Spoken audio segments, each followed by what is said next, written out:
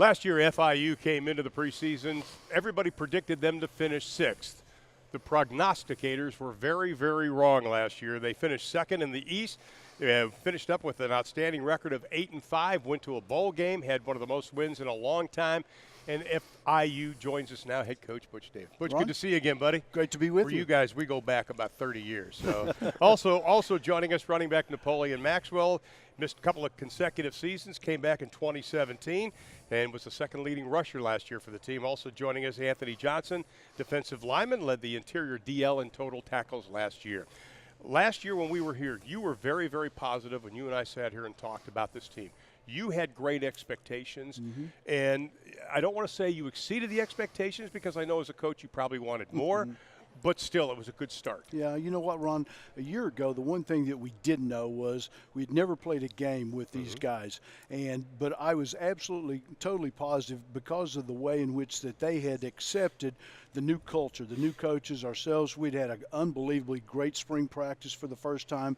I had watched them during the course of the summer really buy in, take the ownership of the growth and the development of the team, pushing for competition to play. So that made me feel good about the types of things that it was going to take to win in this league. Well, you went to the first bowl game since 2011. They went to the Gasparilla Bowl, and you lost to Temple, unfortunately. But when was the part of the season you said, you know, these guys have the potential of doing something that hasn't been done in a long time? Well, Ron, I think there were several different games. I think a road win at Marshall was really significant for the program. Going on the road, being an underdog, I think that was a significant win. Earlier in the year, a goal line stand, and Anthony was part of that. 6 plays inside the 3-yard line against Charlotte to win the game, coming back, after having been down. So there were several different things that happened in different games throughout the course of the season. You said, you know what, these kids, it means something to them to win, and just watching the way that they competed and they spilled their guts every single Saturday, we felt very positive about them. You know, I look at sometimes the little things that led to the winning season, and what stands out to me is you led the nation in red zone scoring offense. Yep. You didn't let any opportunity pass you by last year. Yeah, and a lot of that, the credit goes to Alex Magoo, the quarterback. I think he had caught an awful lot of criticism in the previous years for being athletic. He's got a good arm. He can do these things. But unfortunately, there was some times during certain games he would maybe make a bad decision, or ball would get tipped, they'd get an interception, and it would derail the team. Alex was spectacular, and especially at no better point than being in the red zone, that when we got inside the 30, the 25-yard line, we were going to put points on the board because he was going to put us in situations, right plays, and know that as long as, whether it's a field goal or a touchdown, as long as we don't turn the ball over, it's going to turn out to be something good. Well, you mentioned Alex Magoo, who was an outstanding career at the school, but he is gone. Now, in spring, you rotated 3 quarterbacks. Right. Give us the update on that. Yeah, we did. We rotated 3 quarterbacks, and probably, Maurice Alexander, who was the backup quarterback for us last year, came in, played in the bowl game when Alex went down, and when the spring practices were over. This is one of the things that you love about a team, when it's not about ego, it's not about myself. Maurice came to us and he said, Coach, I really think that I can make a bigger impact on our football team by moving positions from quarterback to wide receiver, and I think he's going to do an excellent job. Christian Alexander really played well. Last year he was the 3rd-team quarterback on the team. I think his understanding of the system, obviously that's going to be a big part of it.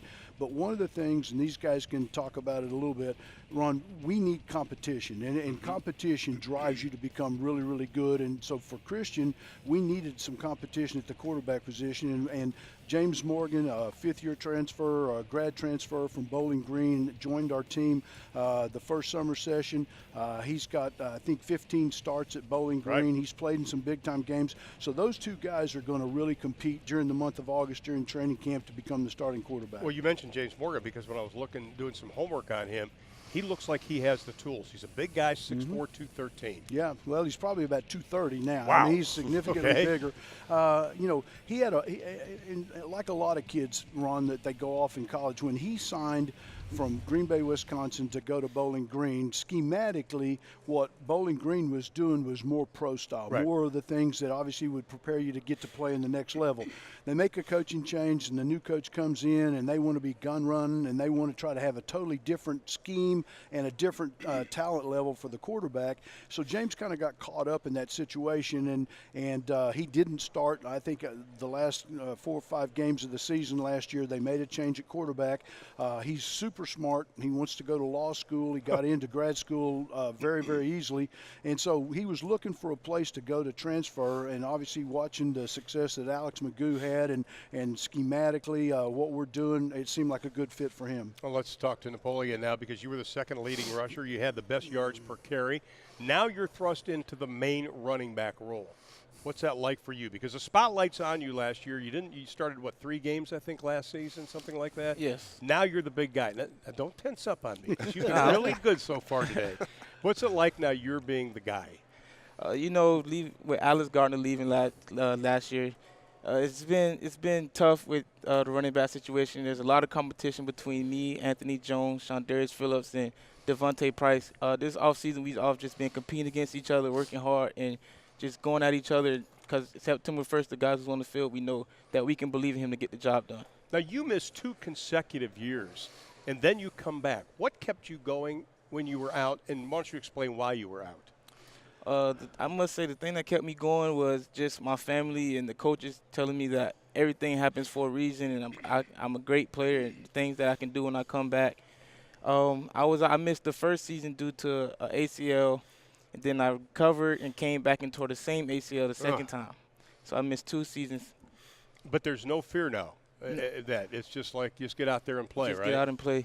Okay, what's it like, though, having somebody, you're so used to Alex being back there, getting the new quarterback. Is that taking you some getting used to?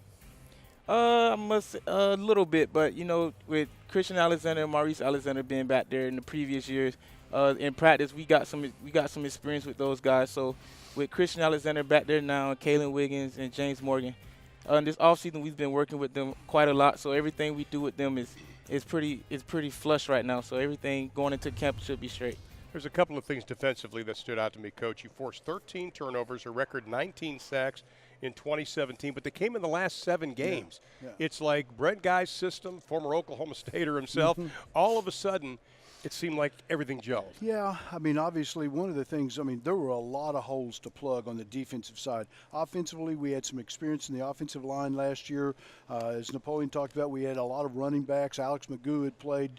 Thomas Owens, who was our leading receiver, prior to him getting injured. So the offense was significantly further ahead than the defense. So getting them into the season and learning what they can do, it took a little bit of further time than certainly that you would like to.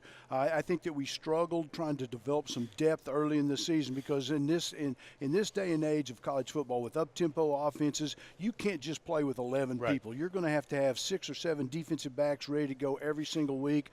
Ideally, you'd like to have 7, 8, or 9 defensive linemen to keep them fresh, and we didn't have that. And it took a while to develop some of our incoming freshmen last year. Noah Curtis and Kevin Oliver, 2 freshman defensive ends. By the middle of the season, by the end of the season, they were playing 20, 25 plays to help give our starters a little bit of a rest. And so that's been a big major focus for us in recruiting, and then certainly during the springtime and training camp, is we want to try to have 25 to 28 defensive players ready to go every Saturday. Well, Anthony, we're going to talk to you. Anthony Johnson, defensive lineman.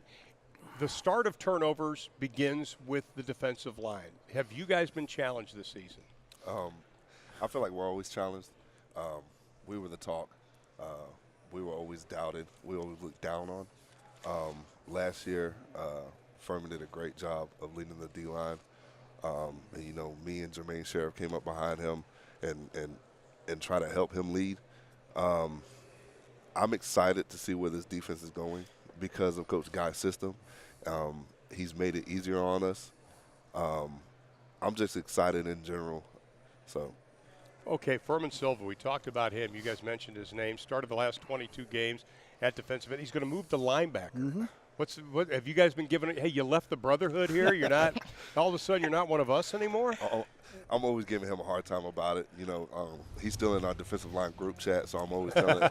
Every time we're always talking about something, I always ask him why he's still in our group chat and whatnot. But I'm happy for him. This is a great opportunity for him to showcase the kind of skills that he has. And I'm excited to see Noah Curtis, just like Coach Davis says, Noah Curtis, and Kevin Oliver step up. We also have Jordan Woods coming in now, and he's eligible. I'm excited to see what he can do at the defensive end spot also. You've moved some people around. Sage Lewis is also, I think, going to move positions. Is he going to the outside now? No, he was the outside linebacker. He's going inside. He's going to be the Mike linebacker. He's going to take Anthony Wentz's position last year. And Anthony was a great leader, highly productive for a lot of years. Sage is very athletic. He can run.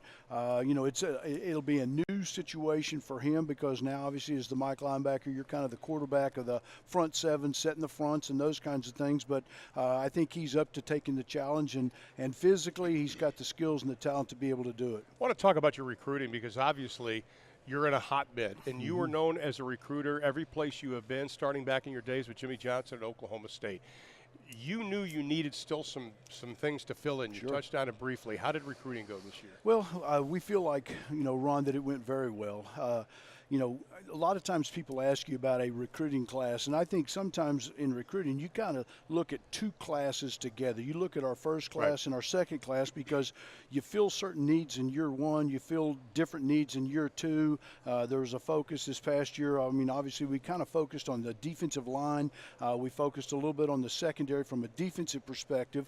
In recruiting today, everybody thinks it's about the high school kids and stuff, and we did. We signed, I think, 19 high school players, but it's also a combination of signing some junior college kids and some transfer kids that are, obviously James Morgan being one of those guys. DeAndre Demery, offensive left tackle coming from junior college, will help build the depth in our offensive line. And we have a transfer that actually came from the University of Florida, set out last year, C.J. Wharton, that I think will add some depth and some playmaking ability to the wide receiver core. Anthony just mentioned Jordan Woods, and Jordan was a defensive lineman at Georgia Tech, wanted to come back home to Florida, set out last year. And so, we think that we've got some new pieces of the puzzle that we can add in there that certainly not only will increase the competition, but it'll certainly help us from a depth standpoint. I'll tell you, if you're a football fan, you're going to want to keep an eye on the East because there's some very talented teams that are going to be in major discussions by the end of the year. Butch Davis had more wins than any first-year coach at FIU. Good to see you again, my friend. Thank you, gentlemen. Ron. Thank you. Stay healthy. Thank you. Look forward to seeing you during the year. When we come back, we'll be talking to FAU. Conference USA Media Days continue from the Baylor Scott and White Performance Center in Frisco after this.